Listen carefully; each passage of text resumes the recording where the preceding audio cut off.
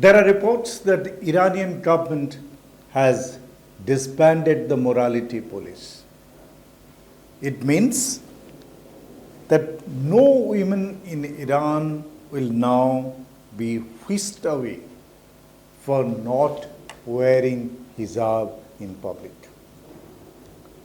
As we know, more than 2 months ago, the protest has been erupted against the morality police all over Iran after 22-year-old Mahsa Amini was picked up from the streets by the police for improperly wearing the headscarf. Mind you, she was wearing the headscarf. Her headscarf was on, but she has been charged that she had not worn it properly.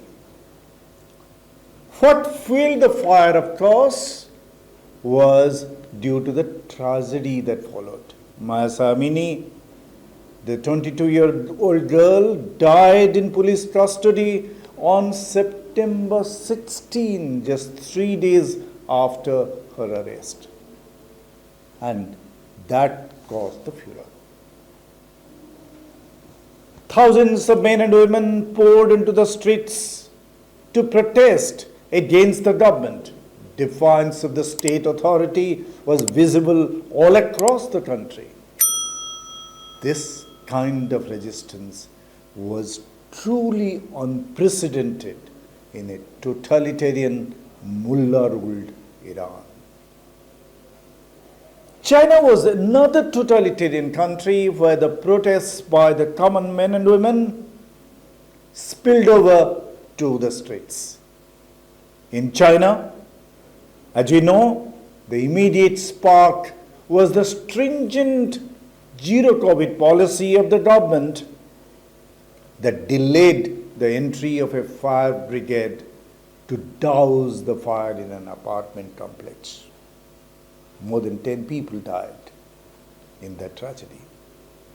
Chinese men and women on the streets raised slogans against the government, and what is striking, they also raised the voice against the all-powerful Xi Jinping, who has secured an unprecedented third term as Chinese president.